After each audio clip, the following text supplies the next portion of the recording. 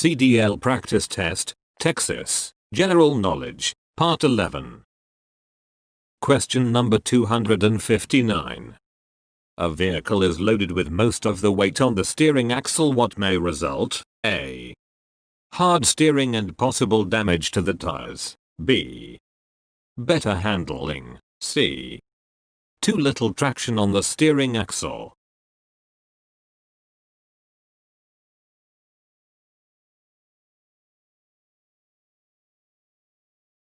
The correct answers here. A. Hard steering and possible damage to the tires. Explanation.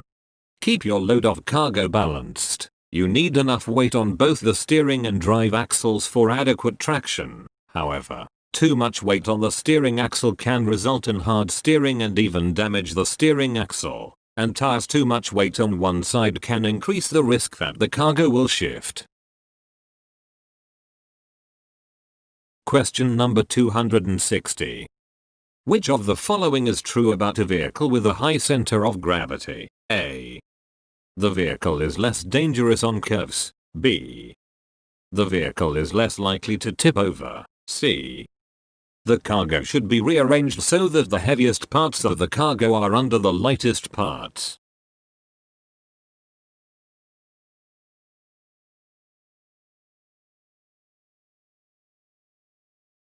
The correct answers here. C. The cargo should be rearranged so that the heaviest parts of the cargo are under the lightest parts. Explanation. Cargo that is piled up high raises a vehicle's center of gravity, making the vehicle top heavy and therefore more prone to rollovers. This is especially true if the heaviest parts of the cargo are near the top.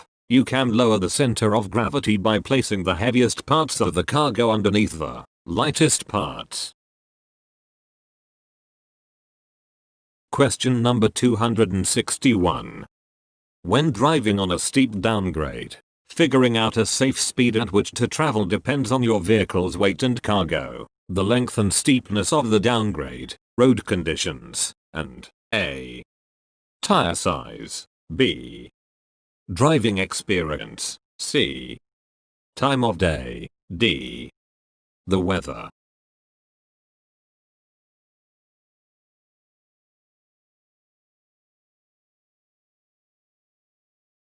The correct answers here. D. The weather. Explanation. You should always consider your vehicle's weight and cargo, the length and steepness of the downgrade, road conditions, and weather when figuring out a safe speed on a downgrade. However, if signs are posted with the maximum safe speed, ensure that you don't go faster than what's indicated. Question number 262. Where can you find the tire's load rating? A. In the packaging you received with the tire. B. On the tire manufacturer's website. C. Inside each tire. D. On the side of each tire.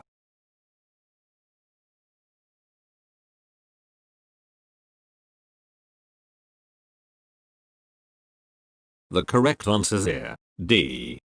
On the side of each tire. Explanation. The tire load is the maximum safe weight that a tire can carry for a specific pressure. This rating can be found on the side of each tire. Question number 265. Which of the following should you check during your trip? A. Pressure gauges. B. Cargo. C. Mirrors. D. All of the answers.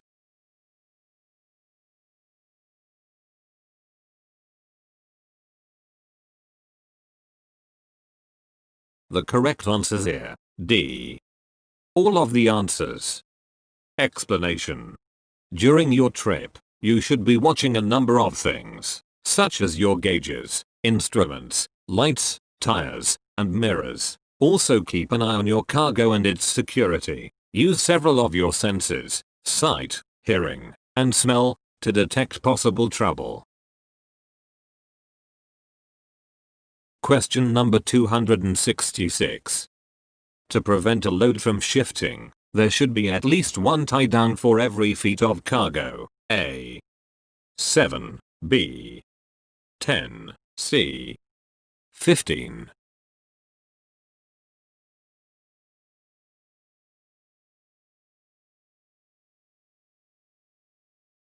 The correct answer here, B. 10. Explanation. The rule is 1 tie down for every 10 feet of cargo, but at least 2 tie downs regardless of how small the cargo is.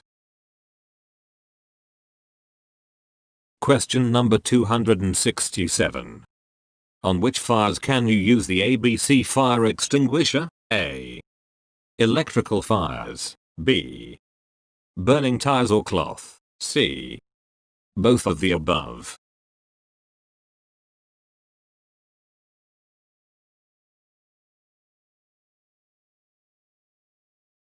The correct answer is here, C. Both of the above. Explanation.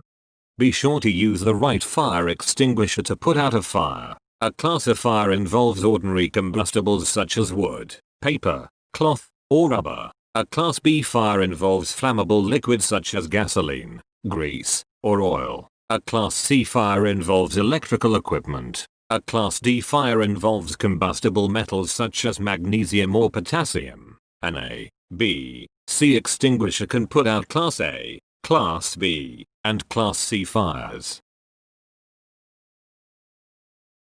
Question number 268. On average, the total stopping distance with their brakes is A. Approximately 400 feet, B. Approximately 450 feet, C. Approximately 420 feet.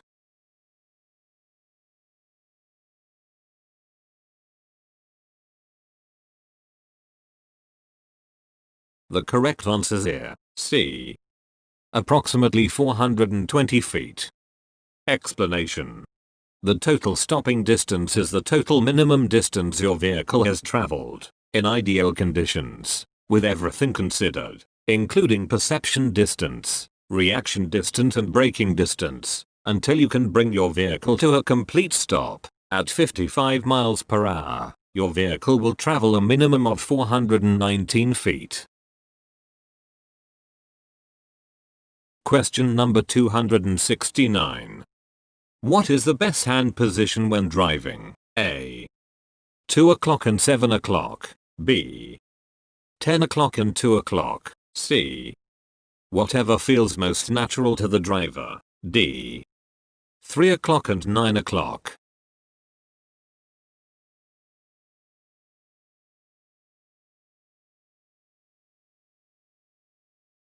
The correct answer is here, D. 3 o'clock and 9 o'clock. Explanation. Although the old recommendation for hand placement was 10 o'clock and 2 o'clock, AAA and other experts now recommend that hands be placed in the 3 o'clock and 9 o'clock positions. This is because the 10 o'clock and 2 o'clock positions put the hands directly in the path of air bag deployment should an accident occur, which may result in an injury. Question number 270. Which of these is not a sign of an impaired driver? A. Having a window wide open in cold conditions. B. Stopping at a green light for no reason. C. Weaving across the road. D. Paying attention to a mobile phone.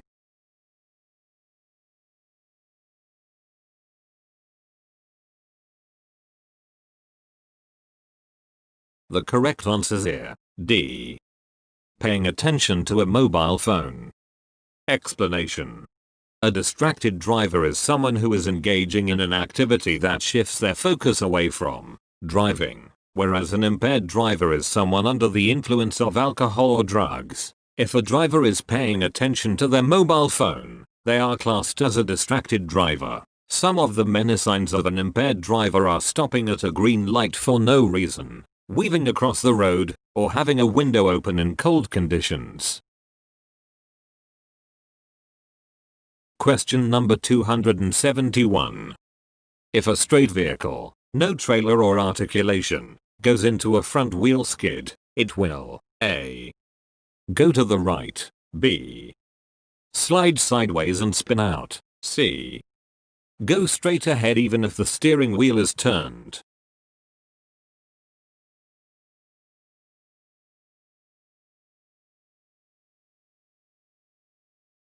The correct answer is here, C. Go straight ahead even if the steering wheel is turned. Explanation. In a front wheel skid, the front end tends to go in a straight line regardless of how much you turn the steering wheel. Question number 272. Cargo inspection should occur at each of the following times except A. Before the start of the trip, B. Within the first 50 miles of the start of the trip, C. After every break you take while driving, D. 2 hours of non-stop driving.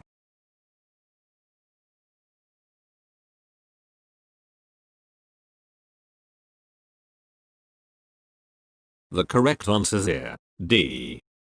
2 hours of non-stop driving. Explanation.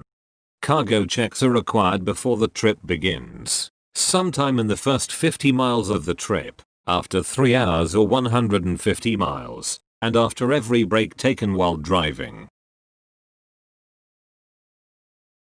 Question number 273. Where should your reflectors be placed when stopped on a divided highway? A. 50-50-50 feet. B.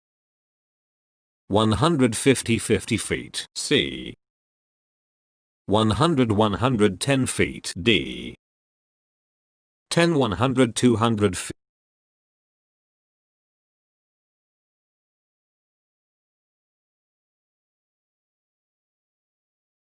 The correct answer is here, D. 10-100-200 feet. Explanation. If you must stop on or by a one-way or divided highway, place warning devices 10 feet, 100 feet, and 200 feet toward the approaching traffic. Question number 274. Too much weight on the steering axle can cause the following. A. Hard steering. B. Damage to the steering axle. C. Damage to the tires. D. All answers are correct.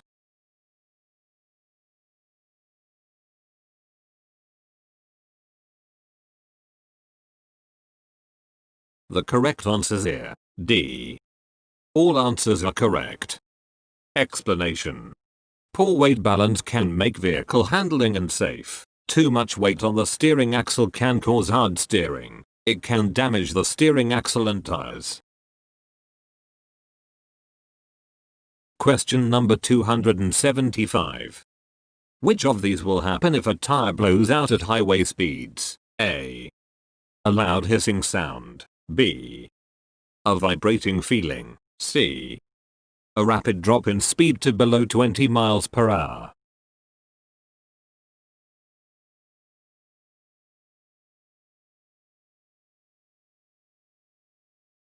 The correct answer is here, B.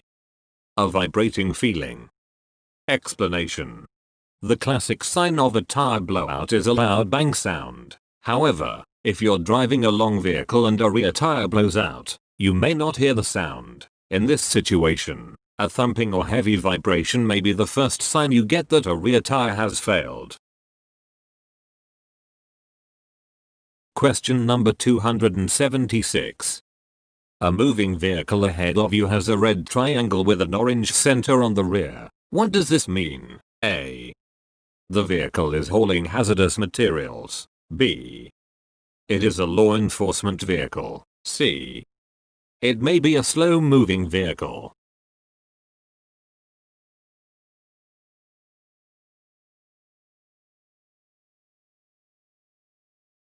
The correct answer is here, C. It may be a slow-moving vehicle. Explanation. Some vehicles, by their nature, are slow and some of these will have the slow-moving vehicle symbol to warn you. This is a red triangle with an orange center. Question number 279. How can you avoid wet brake problems? A. Speed up or shift to a higher gear. B. Apply the brakes harder and faster. C. Slow down, shift to a low gear, and gently apply the brakes.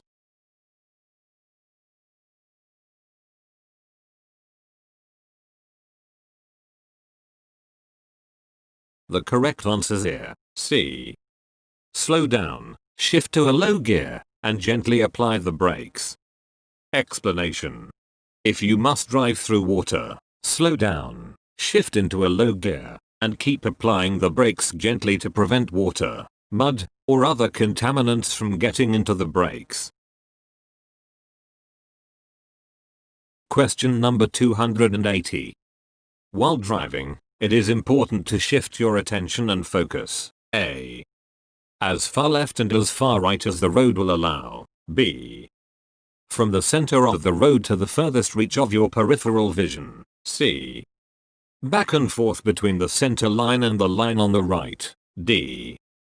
Back and forth, near and far.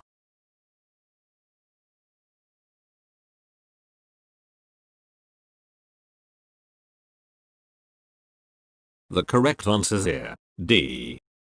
Back and forth, near and far. Explanation.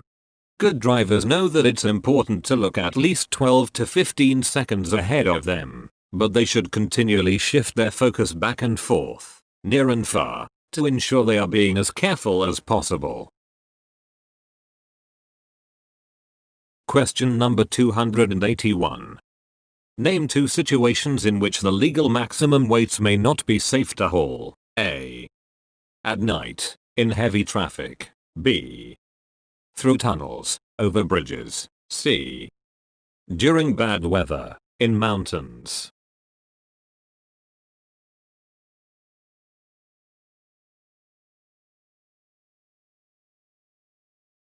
The correct answer is here, C.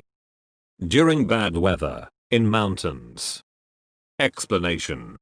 A heavily loaded vehicle will have a longer stopping distance, and its speed will be harder to control on downgrades. Therefore, when you must travel in bad weather or in the mountains, consider keeping the load significantly below the maximum legal weight limit.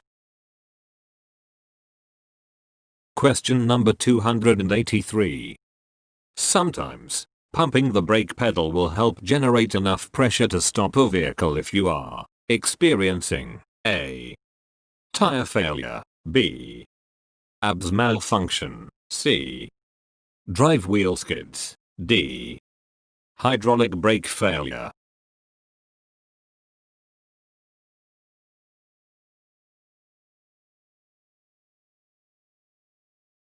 The correct answer is here, D. Hydraulic brake failure. Explanation. If you experience hydraulic brake failure, you can downshift, use the parking brake, or pump your brakes in an effort to reduce speed or stop the vehicle. Question number 284. What is a particular risk associated with transporting hanging meat? A. You may have to drive extra fast to get it delivered fresh. B. You may be confronted by animal rights protesters. C. It may change your vehicle's handling characteristics. D. Its smell may make it difficult to find places to park.